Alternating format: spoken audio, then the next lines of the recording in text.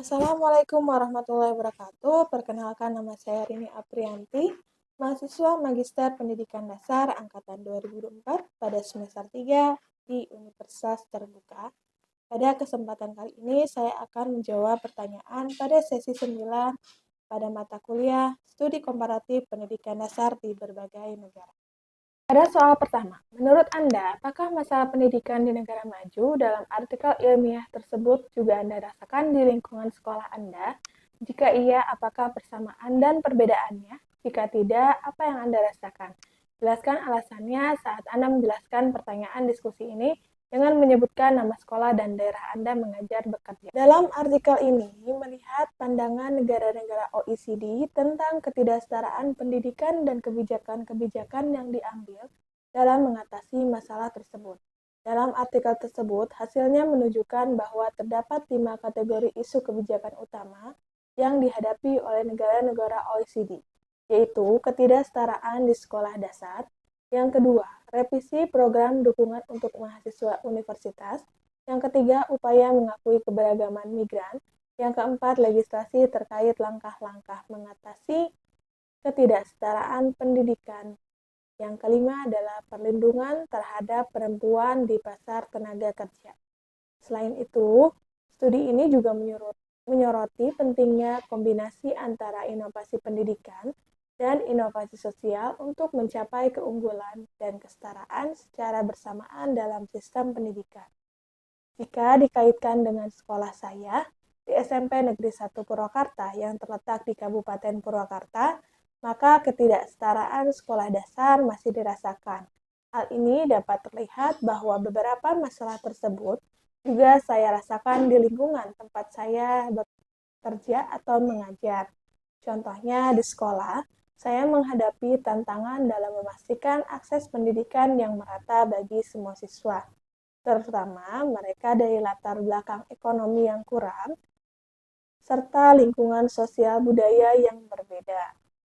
Persamaan utama antara masalah yang diangkat dalam artikel dengan pengalaman saya adalah sama-sama adanya ketidaksetaraan dalam akses dan kualitas pendidikan, serta pentingnya kebijakan yang mampu mengatasi berbagai keberagaman dan tantangan sosial di dalam sekolah.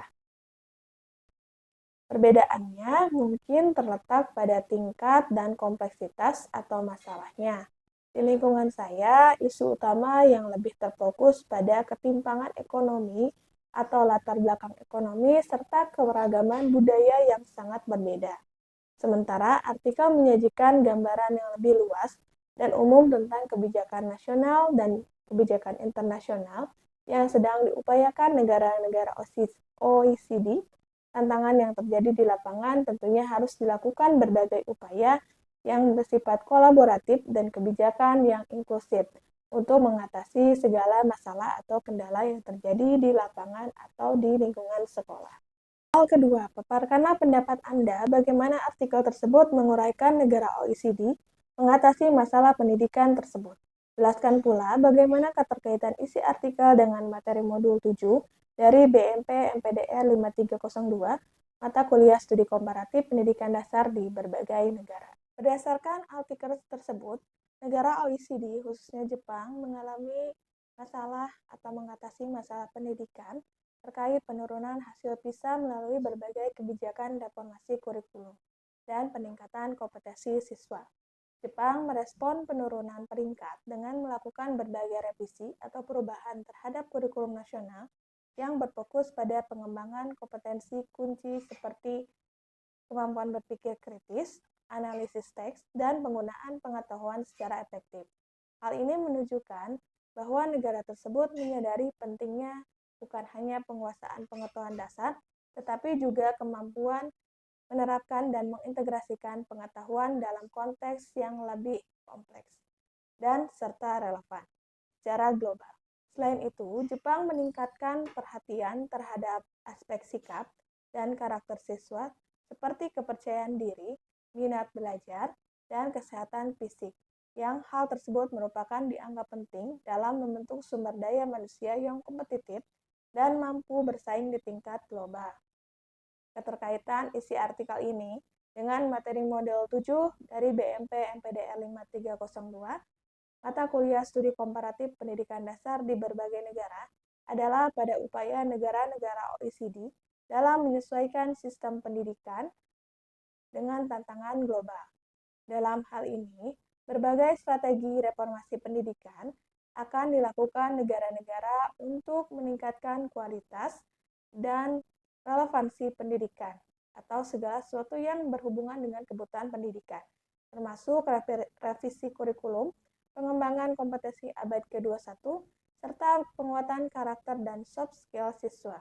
Dengan demikian, kedua sumber tersebut menyatakan dan menegaskan bahwa keberhasilan pendidikan nasional di OECD tidak hanya bergantung pada aspek kurikulum formal, tetapi juga pada kemampuan negara untuk merespon dinamika global dan menghubungkannya dengan konteks sosial budaya domestik melalui reformasi yang menyeluruh dan berkesinambungan. Soal ketiga, silakan Anda uraikan bagaimana sistem pendidikan di Jepang, terutama yang berkaitan dengan kurikulum yang mereka implementasikan dan hasil pencapaiannya tinggi dalam skor PISA. Pengaruh PISA terhadap kebijakan pendidikan Jepang. PISA ini memiliki dampak besar pada arah kebijakan di Jepang. Dalam hal ini, Jepang berusaha memperbaiki hasil PISA dengan menyesuaikan kurikulum dan sistem pembelajaran yang ada di Jepang. Kemudian, perkembangan peringkat dan hasil PISA di Jepang. Dalam hal ini, Jepang mengalami penurunan peringkat dari tahun 2000 hingga 2006, khususnya dalam kemampuan membaca. Namun, pada PISA 2012, Jepang berhasil meraih posisi tertinggi dalam 3 bidang, yaitu membaca, matematika, dan sains. Kemudian, revisi kurikulum nasional.